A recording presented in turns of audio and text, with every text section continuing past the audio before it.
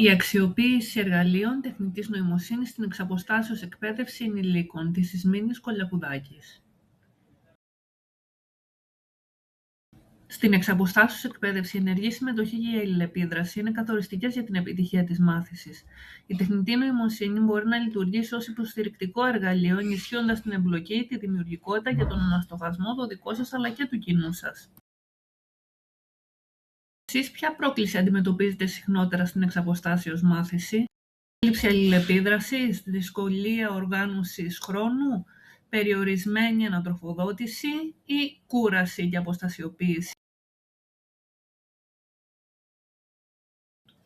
Φανταστείτε ότι παρακολουθείτε ένα εξαποστάσεως πρόγραμμα και χρειάζεστε βοήθεια στην οργάνωση της μελέτης σας. Ένα εργαλείο τεχνητής νοημοσύνης μπορεί να σας προτείνει πλάνο μελέτης, υπενθυμίσεις και εξατομικευμένες συμβουλές. Ποια επιλογή θεωρείτε πιο χρήσιμη? Πλάνο μελέτης, υπενθυμίσεις προθεσμιών ή σύνοψη εκπαιδευτικού υλικού?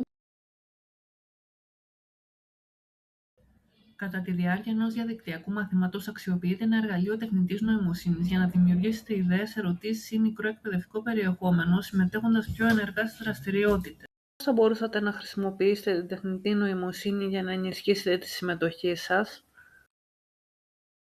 Μετά την ολοκλήρωση μιας δραστηριότητας εξ αποστάσεως, η τεχνητή νοημοσύνη μπορεί να σας προσφέρει άμεση ανατροφοδότηση και ερωτήσεις αναστοχασμού, βοηθώντας σας να αξιολογήσετε την πρόοδό σας.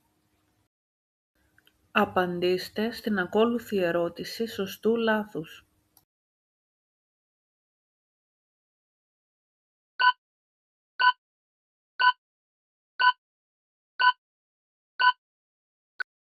Η τεχνητή νοημοσύνη μπορεί να υποστηρίξει τον αναστοχασμό, αλλά δεν αντικαθιστά τον εκπαιδευόμενο.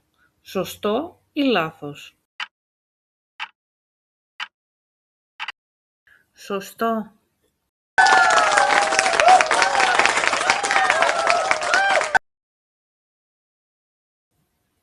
Στο διαδραστικό βιβλίο θα εξερευνήσετε περισσότερα παραδείγματα και δραστηριότητες, ώστε να αξιοποιήσετε την τεχνητή νοημοσύνη με κριτικό και παιδαγωγικά ουσιαστικό τρόπο στην εξαποστάσεως εκπαίδευση.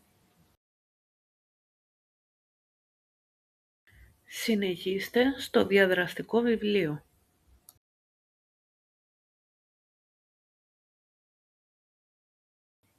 Σας ευχαριστώ για την παρακολούθηση. Η συγγήτρια Ισμήνη Κολακουδάκη.